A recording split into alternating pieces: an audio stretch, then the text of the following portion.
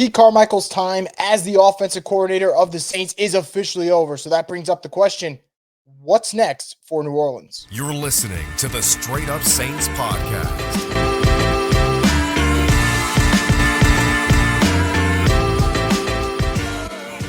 What is up, Who Dat Nation? Welcome back inside another edition of the Straight Up Saints podcast. I'm your host, Chris Rosevoglu, brought to you by Scott Vicknair Injury Lawyers. Just like every other episode, here we are.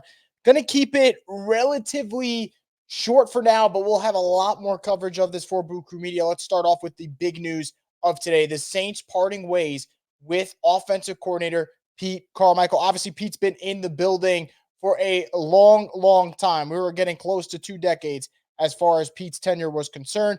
Saints put out the news today. They didn't just get rid of him, though. They also got rid of wide receivers coach Cody Burns and senior offensive assistant Bob Bicknell.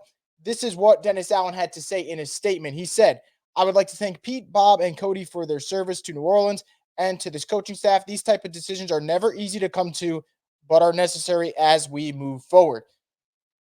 Look, there's a lot to unpack. So let's start off with the first thing. Do I think this move had to be made? I think it's an absolute yes. I think the Saints were getting stagnant on offense. I think the Saints are just not, in terms of creativity, they're towards the bottom. They're not a creative offense. And I think for them, it was time to make some changes. It was time to move on from Pete Carmichael, move on from a lot of these Sean Payton-esque coaches and start anew, bring in new minds. But that leads me to my main problem, my main question for the Saints. Who are you bringing in? What is the replacement plan? Who is going to lead this offense to new heights that you want to get to?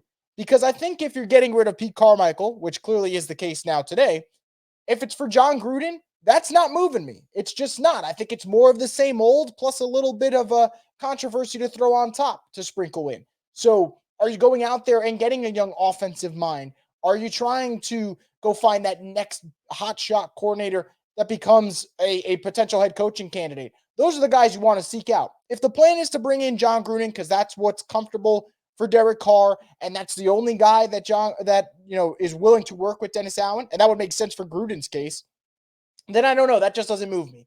But that's where I'm at right now. I want to know what the plan is for the Saints. I'm not going to sit here and say they should have brought Pete back. I think to keep doing this thing over and over again is asinine. And I think to a certain degree, getting rid of Pete is a good thing for the Saints because now there's no more fall guys. There's no more people to say, you know what, if this guy wasn't there, this season would have went a different way. It is now or never for Dennis Allen. And I feel like a broken record saying this, but you can't blame your defensive coordinators. You got rid of both from 2 seasons ago, and now you had Joe Woods in. You can't blame Pete Carmichael next season because he's not going to be in the building. You can't blame Jameis Winston because he's no longer your quarterback. You're obviously not going to blame Derek Carr because that's your guy. And to some degree, Derek Carr finished the season strong and hopefully can kind of pick up where he left off.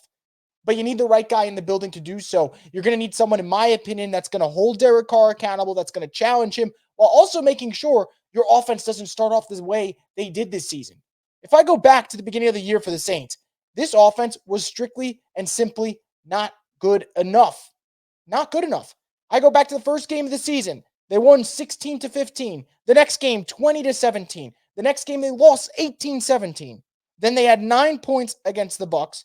Had a nice game against the Patriots. We'll give them that. But then go right back to 13 points against the Texans. So, yes, changes had to be made. And moving on from Pete Carmichael makes so much sense in the world because we cannot keep going in this just stalemate of here's the offense. It's 3 bad weeks followed by 1 really good week of game planning and prep by Pete Carmichael, followed by not using play action by 2 months, and then finally using play action. We can't do that anymore. The Saints can't do that anymore, and they're not going to. But who is coming in the building next? That's what I want to know. That's where my head goes to. My gut tells me it's John Gruden. My gut doesn't exactly love that, but we shall see. Obviously, the Saints can go other routes.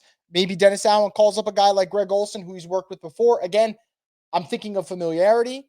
Maybe he decides to go with a different option and look at a guy like an Eric Bieniemy. Maybe an old head coach in Jim Caldwell's willing to come out and help the offense.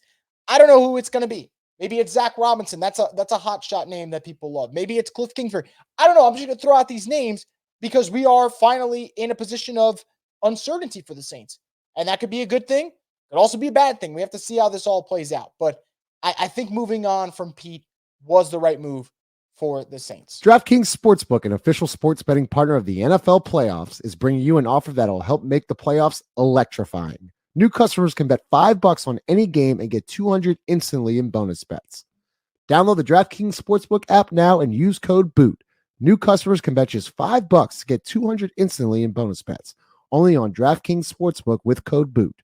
The crown is yours. Gambling problem? Call 1-800-GAMBLER. Must be 21 or older in most eligible states, but age varies by jurisdiction. See DraftKings.com/sportsbook for details and state-specific responsible gambling resources. Eligibility and deposit restrictions apply. Bonus bets expired 168 hours after issuance.